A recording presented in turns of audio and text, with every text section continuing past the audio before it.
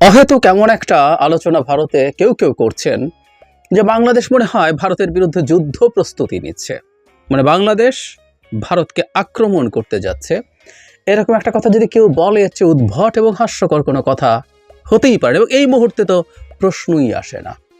কিন্তু ইন্ডিয়া টুডের একটা নিউজের প্রতি আমি আপনাদের দৃষ্টি আকর্ষণ করি। বাংলাদেশের কেউ কেউ এটা নিয়ে নিউজ করেছেন, শুধু সেটা না, আমাদের প্রধান উপদেষ্টার প্রেস উইংকে এটার জবাব দিতে হয়েছে। মানে হেডলাইনগুলো দুটো নিউজ তারা করেছে, মানে একটাও না।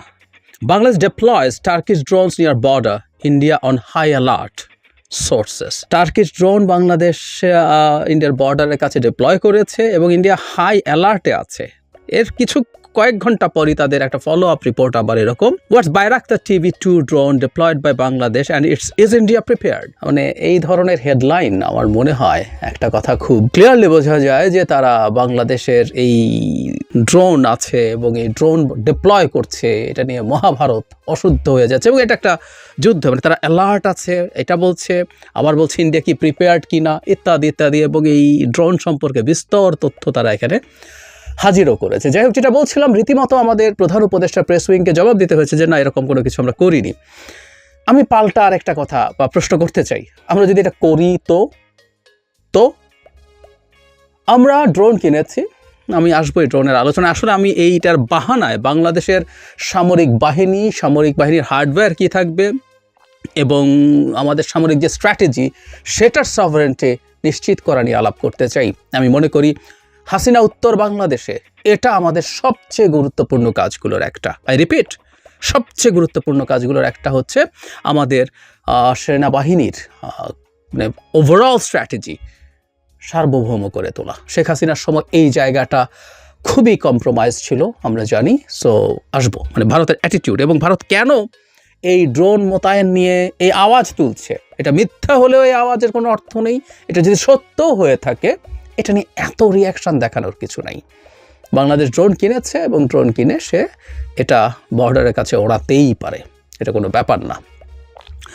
আমরা একটু ড্রোন নিয়ে আসি। বাংলাদেশ বাইরাক্তার TB2 এই ড্রোনটা আমরা অনেকে চিনি, যারা ইন্টারন্যাশনাল ইস্যুগুলো খেয়াল করি। আমাদের একেবারে সামরিক বিশেষজ্ঞ হতেই হবে তা না। আমি অবশ্য একটা কথা বলি, সেটা হচ্ছে আমরা যদি আন্তর্জাতিক রাজনীতি এবং ভূরাজনীতি বুঝতে চাই, আমাদের আসলে সামরিক বাহিনী সম্পর্কে, অস্ত্রশস্ত্র সম্পর্কে খুব ভালো ধারণা রাখতে হবে, না হয় আসলে এটা বোঝা যাবে না।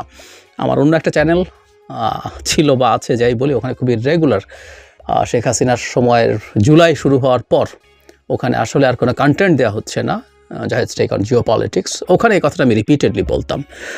যাই হোক, একটু আসি। এই ড্রোনটা বাংলাদেশ আমি সোফার ঘেঁটে দেখলাম যে এখন পর্যন্ত 6টা কিনেছে। এটা খুবই আলোচিত একটা ড্রোন, কারণ এই ড্রোনের খুব উল্লেখযোগ্য কিছু সাফল্য আছে। যদিও ইউক্রেন যুদ্ধ ড্রোন কিভাবে ব্যবহৃত হবে সেই ধরনটাও পাল্টে দিচ্ছে। এটা হচ্ছে বাইরাক্তার TB2, এটা টার্কিশ মেড একটা ড্রোন এবং এটা একটা কমব্যাট ড্রোন। কমব্যাট ড্রোন মানে হচ্ছে, আমরা যারা খুব জানি না তাদের উদ্দেশ্যে বলছি, অনেকেই নিশ্চয়ই জানি, সেটা হচ্ছে এগুলো অস্ত্র বহন করতে পারে। এগুলো বাইরাক্তার TB2 কিছু বোমা এবং কিছু শর্ট রেঞ্জের এয়ার টু সারফেস মিসাইল নিয়ে যেতে পারে, সেগুলো দিয়ে সে আক্রমণ করতে পারে। আমরা আমেরিকান এরকম কমব্যাট ড্রোন অনেক আগে চিনেছি, প্রিডেটর, রিপার, এগুলো। বাইরাক্তারের সুবিধা হলো এটা বেশ তুলনামূলকভাবে আমেরিকান ড্রোনগুলোর তুলনায় অনেক সস্তা, কিন্তু হাইলি এফেক্টিভ। ভারত নিজে পর্যন্ত সেই 2020-এর আজারবাইজান আর্মেনিয়ার যুদ্ধের কথা তুলে এনেছে। নাগর্নো কারাবাখ নিয়ে যে যুদ্ধ হয়, সেখানে অ্যাপারেন্টলি আজারবাইজানের চাইতে বেশি পাওয়ারফুল আর্মেনিয়ান সেনাবাহিনী বেশ বড় বিপদে পড়েছিল এই টার্কিশ বাইরাক্তার TB2-র সাফল্যের কারণে। আপনারা যে কেউ অনলাইনে সার্চ করে দেখতে পারেন বাইরাক্তার TB2 কীভাবে সাকসেসফুল হচ্ছে, প্রচুর ভিডিও পাওয়া যায়। আপনি ওখান থেকে ড্রোন থেকে তোলা ফুটেজে দেখবেন। মানে একটু সাহস থাকতে হবে, কারণ এখানে প্রচুর মৃত্যু দেখা যায়, প্রচুর ধ্বংস দেখা যায়, কিন্তু ওগুলো প্রচুর পাওয়া যায়। সো ওটার কথাও তারা তুলে এনেছে। সো বাংলাদেশ এটা কিনেছে, আমি দেখলাম যে আরও 6টা, মোট 12টা কেনার কথা, এবং পৃথিবীর বহু দেশ, আফ্রিকার ইথিওপিয়া, সোমালিয়ার মতো দেশেরও এই ড্রোন আছে। শুধু এটা কোনো মেজর ইস্যু না, কিন্তু ভারতের চেঁচামেচি দেখে মনে হচ্ছে যে এটা আমাদের জন্য বিরাট অপরাধ হয়েছে। আমরা ড্রোন কিনেছি এবং আমরা সীমান্তে এটাকে মাঝে মাঝে ওড়াচ্ছি, ডিপ্লয় করছি। আমাদের ড্রোন এসব কারণেই কেনা হয়েছে এবং খুব স্বাভাবিকভাবে যুদ্ধ পরিস্থিতি ছাড়া এগুলোতে হয়তো কোনো অস্ত্রশস্ত্র বহনও করে না, এটা সার্ভেলেন্সের জন্য ব্যবহার করে এবং সার্ভেলেন্সের জন্য ব্যবহার তো করতেই হবে। আমাদের এই বর্ডার এরিয়াতে ভারত যা যা করছে আমাদের একটা সার্ভেলেন্স তো রাখতেই হবে, এটা ভারতও নিশ্চয়ই করবে, নিশ্চয়ই প্রতিটা দেশ তার মতো করে করবে।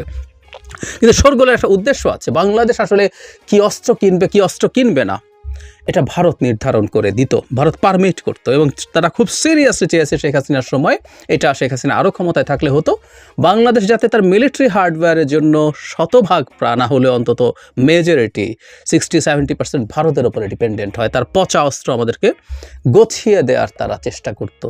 আমাদের মনে আছে নিশ্চয়ই কয়েক বছর আগে শেখ হাসিনা ভারতে গিয়েছিলেন, তখন $50 কোটি একটা ঋণ ভারত দিয়েছিল ভারতের সমরাস্ত্র কেনার জন্য। ভারতের সমরাস্ত্র ভারতের সামরিক বাহিনী নিতে চাইছে না, তাদের অবস্থা এতটাই খারাপ।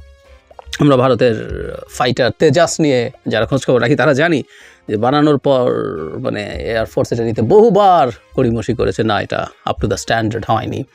যাই হোক, কিন্তু বাংলাদেশকে তারা চেয়েছে, বাংলাদেশ কি করবে না করবে সেটা তাদের একটা রেড লাইন ছিল। এর মধ্যে একটা গুরুত্বপূর্ণ রেড লাইনের কথা আমি উল্লেখ করতে পারি, সেটা হচ্ছে বাংলাদেশ যখন সাবমেরিন কিনেছিল, সেই সাবমেরিন কেনার পর ভারতের মিডিয়াতে প্রচণ্ড রকম তোলপাড় হয়েছিল। সার্চ করতে গিয়ে পেলাম যে ইন্ডিয়ান মিলিটারি কনসার্ন দেখাচ্ছে সাবমেরিন কেনার জন্য। শুধু সেটা না, আমি স্পুতনিক, রাশিয়ান একটা গুরুত্বপূর্ণ নিউজ মিডিয়া, সেখানে ভারতের এক্সপার্টরা বলছে এটাকে provocation. And I can clearly remember ওই সময় ভারতের প্রচুর টক শো হতো মিডিয়াগুলোতে, ইউটিউব আমি দেখেছি, তারা বারবার একই প্রশ্ন করছে, বাংলাদেশ কেন সাবমেরিন কিনতে হবে? অথচ আমাদের সাবমেরিনগুলো খুব অ্যাডভান্স কিছু ছিল তা না, এগুলো আসলে লেট 80s চায়না এগুলো বানিয়েছিল, টাইপ 035 বলে। এগুলোর মানে কি আছে, মানে টর্পেডোর বেশি কিছু নাই, তবে হ্যাঁ টাইপ 035-এর অনেকগুলো ভ্যারিয়েন্ট আছে। প্রথম দিকের ভ্যারিয়েন্টগুলোর মধ্যে অ্যান্টি সাবমেরিন ক্যাপেবিলিটি ছিল না, ওগুলো শুধু শিপের ক্ষেত্রে আক্রমণ করতে পারতো। আমাদের যে টাইপটা দেয়া হয়েছে সেটা অ্যান্টি সাবমেরিন ক্যাপেবিলিটিও আছে এক, বরং মিয়ানমারকে চায়না টাইপ 035 আরও বেটার ভার্সন দিয়েছে, যেটার এই যে টিউবগুলো আছে টর্পেডোর, সেগুলো থেকে মিসাইল লঞ্চ করা যায়। আমরা জানি অনেক সাবমেরিন থেকে মিসাইল লঞ্চ করা যায়, নিশ্চয়ই আমরা জানি, এবং আমরা এইটুকু একটু জানিয়ে রাখি, যারা আগ্রহী তারা খোঁজ করে দেখে নেবেন। যেসব পরমাণু শক্তিধর দেশ আছে তারা তাদের খুব বড় একটা অংশের নিউক্লিয়ার ওয়েপন কিন্তু সাবমেরিনে রাখে, তাদের অন্তত 3টা জায়গা দিয়ে লঞ্চ করার মতো ক্যাপেবিলিটি তারা রাখতে চায়। এটা ল্যান্ড থেকে তারা ইন্টারকন্টিনেন্টাল ব্যালিস্টিক মিসাইল দিয়ে, একটা হচ্ছে তারা খুব হাই এন্ডিউরেন্সের কতগুলো বম্বার আছে সেগুলো দিয়ে, আর একটা হচ্ছে সাবমেরিন, সেগুলো যে submarine launch ballistic missile SLBM বলে, সেগুলো দিয়ে। সো সাবমেরিন থেকে করা যায়, আমাদেরকে তার ওই অস্ত্র দেবে না, কিন্তু আমাদের এখান থেকে খুব বেসিক ধরনের মিসাইল লঞ্চিংয়ের ক্যাপেবিলিটিও আমাদেরকে দেওয়া হয়নি। তার মানে আমরা এই সাবমেরিন দিয়ে তাত্ত্বিকভাবে বলছি, ভারতের সাথে যদি যুদ্ধ লাগে তাদের জাহাজ এবং তাদের সাবমেরিনের বিরুদ্ধে কিছু কাজ করতে পারবো, তাদের ল্যান্ডে অ্যাটাক করতে পারবো না। রাদার চায়না মিয়ানমারকে যে সাবমেরিন দিয়েছে সেটা দিয়ে ভারতের ল্যান্ডে অ্যাটাক করা যাবে। শুধু সেটা এটা অ্যান্টি শিপ মিসাইলও আছে, শুধু টর্পিডো না।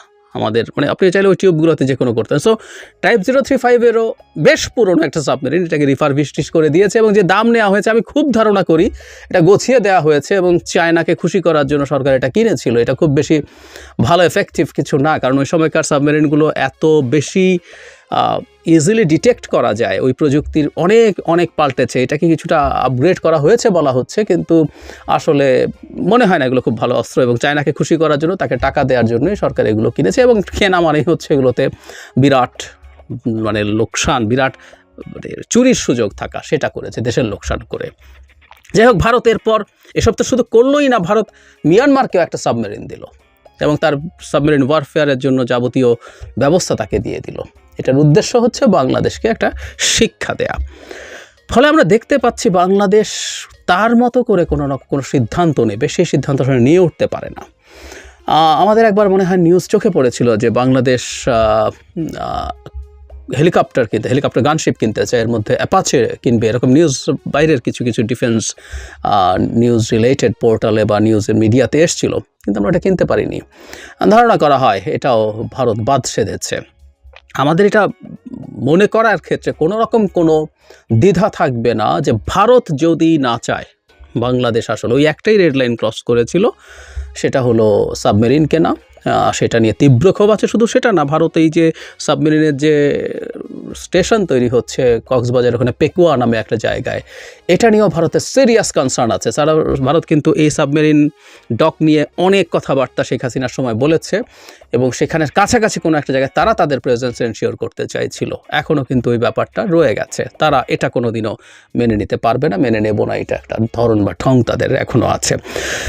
পোস্ট হাসিনার সময় আমাদের আসলে উচিত হবে ভারতের কবল থেকে আমাদের সামরিক স্ট্র্যাটেজি, সামরিক সব সিদ্ধান্ত বের করে আনা।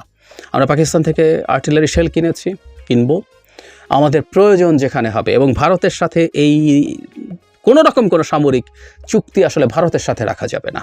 কারণ আমরা যখন যে কোনো আমাদের সামরিক পরিকল্পনা তৈরি করব, আমাদের বর্ডার আছে শুধুমাত্র দুটো দেশের সাথেই, মিয়ানমার আর ভারত। সুতরাং আমাদের পরিকল্পনার মধ্যে আমরা বলছি না ভারতের সাথে আমরা যুদ্ধ করতে যাচ্ছি, কিন্তু ঠেকাতে গেলে ভারতের সাথেই সেটা ঠেকানোর চেষ্টা করতে হবে আমাদের। সুতরাং ভারত যদি অসাধারণ যুদ্ধাস্ত্র তৈরি করে, স্ট্র্যাটেজিক্যালি সেটা কেনা বাংলাদেশের জন্য কোনোভাবেই ঠিক হয় না। এটা খুবই বেসিক নলেজ অফ ওয়ারফেয়ার। তো আমাদের সরকারের উচিত হবে অন্তত এই জায়গায় ভারতের উপরে কোনো রকম কোনো ডিপেন্ডেন্স না রাখা। আমি দেখেছি বাংলাদেশ অনেক মিলিটারি ভেহিক্যালও কিনছে ভারতের কাছ থেকে, তার ওই যে লাইন অফ ক্রেডিট যেটা ছিল সেটার মাধ্যমে। এগুলো থেকে বেরিয়ে আসা উচিত বলে আমি মনে করি। এবং সবচেয়ে জরুরি কথাটা হচ্ছে বাংলাদেশের প্রয়োজন মতো সিদ্ধান্ত নেবে। যেমন আমি ধারণা মানে আমি মনে করি যে বাংলাদেশের যেহেতু অনেক বেশি ক্যাপেবিলিটি নেই, বাংলাদেশের আসলে প্রচুর এয়ার ডিফেন্স সিস্টেম কেনা দরকার।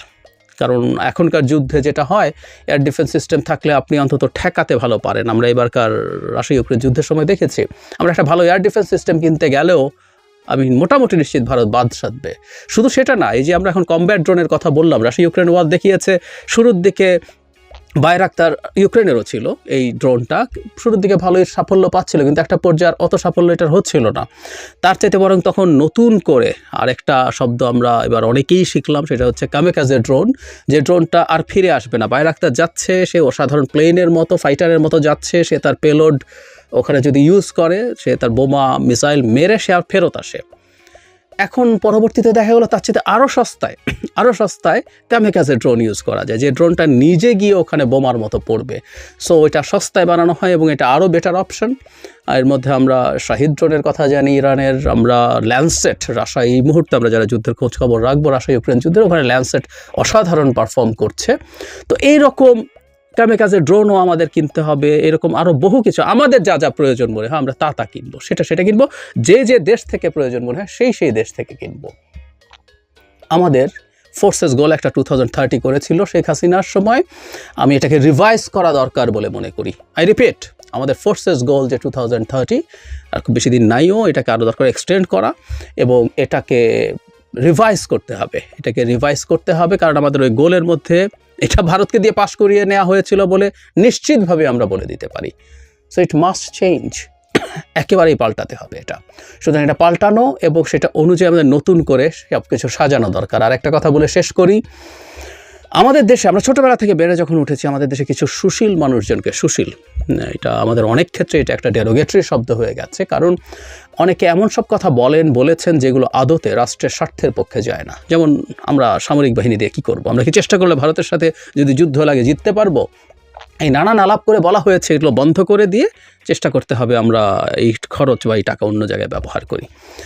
আমি সিরিয়াসলি মনে করি পৃথিবী যেদিকে যাচ্ছে, সামনের দিকে যাবে, আমরা যদি ন্যূনতম আন্তর্জাতিক রাজনীতি এবং ভূরাজনীতি বুঝে থাকি, তাহলে আমাদের একটা শক্তিশালী মিলিটারি লাগবে, সামরিক বাহিনী লাগবেই। একটা কথা জরুরি, অবশ্যই এটা একটু বলে রাখা ভালো, আমরা একটা গরিব দেশ। আমাদের গরিব দেশের সামরিক বাহিনীর মধ্যে আমাদের যারা সামরিক বাহিনীতে আছেন, তাদের ফ্যাসিলিটিস হয়তো কিছুটা কাটছাট করে, বরং আমাদের সামরিক সরঞ্জামের পেছনে অনেক বেশি খরচ বাড়াতে। আমাদের সামরিক ব্যয় যা হয় আমি জানি না, আমি নিশ্চিত নই, কিন্তু আমি জানি আমাদের পরিচিত মানুষজন আছে, খুব বড় একটা অংশ হয়তো তাদেরকে ফ্যাসিলিটি দেওয়ার ক্ষেত্রে অনেক বেশি ব্যবহৃত হয়। তো সেই ব্যাপারটা একটু খেয়াল করে আমাদের অন্তত যাতে আমরা আমাদের সরঞ্জাম কেনার ক্ষেত্রে, আমাদের বাহিনী আধুনিকায়নের ক্ষেত্রে ভালোভাবে কাজ করতে পারি, সেটা আমাদের ভাবা দরকার। যেমন আজকে আলোচনার সুযোগ নেই, আপনারা খুব ভালো মতো জানবেন যে আমাদের এয়ারফোর্সের অবস্থা যথেষ্ট দুর্বল। আমাদের যেসব ফাইটার দিয়ে আমাদের এয়ারফোর্স তৈরি হয়েছে, এগুলো কোনোভাবেই আসলে একটা মোটামুটি মানের প্রাথমিক কমব্যাটেই টিকবে না।